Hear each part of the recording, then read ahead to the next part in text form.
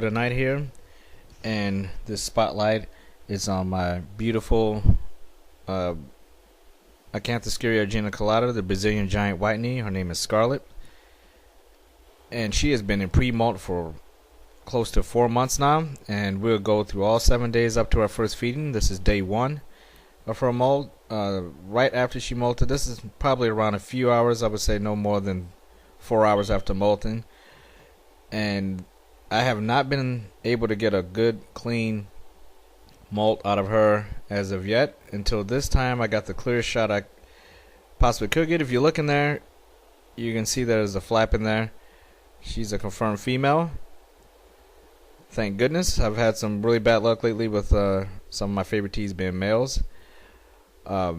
This is day number 2, and most of the time I do these so you can see the coloration difference between the first day molt coloration and about a week later what the coloration looks like. And at least in my specimen of this Geniculata, the coloration difference is not really that different, other than she darkens up a little bit, but the legs in particular are pretty much the same. They are jet black with the white stripes, and I mean, it looks absolutely amazing in the right lighting. She was very skittish, obviously, afterwards.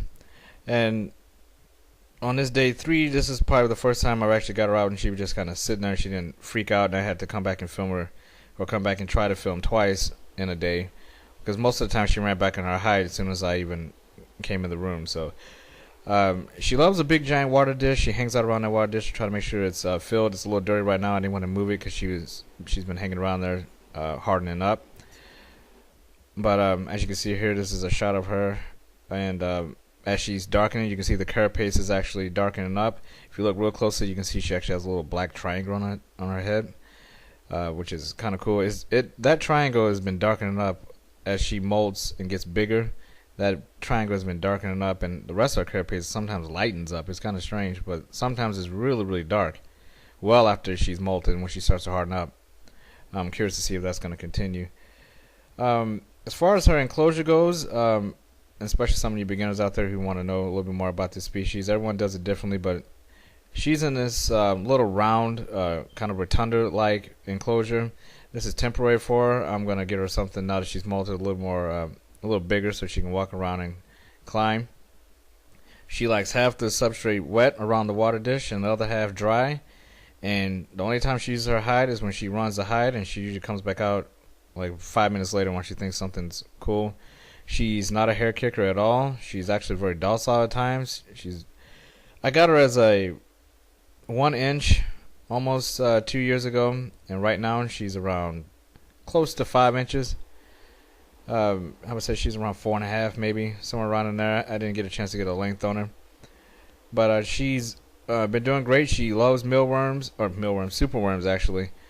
And she likes the crickets, but she seems to be healthiest when I give her a steady diet of mealworms, or superworms, excuse me.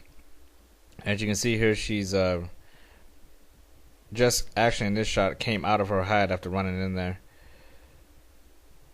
Really happy that she was a female. Hopefully I don't get any shocks in the future. I've been having some weird molting things where I've thought some were females or males and they turn out to be the opposite sex. But this is her first feeding after molting, and that's actually a very gentle attack for her. She was completely hardened up. Make sure I always check. And this is actually her first meal. Normally she destroys these things and she wrestles around with them, but obviously she's bigger now, so prey seems a little bit small. I can visibly tell the difference in her size, and almost thought she might be a male, but she's bulky enough, and with her growth rate, and lucky with that confirmed molt, very happy to know that she's a female. This is one beautiful species. If you don't have one in your collection, highly recommend them, obviously. To me, they're like a staple, like a B. Smithy. They are just absolutely beautiful, and they have a nice growth rate. And if you like really sweet, heavy attacks, can't go wrong with a Acanthoscurria Geniculata. But that'll do it for this one, guys. I appreciate all you guys watching. Take care. Have a good one.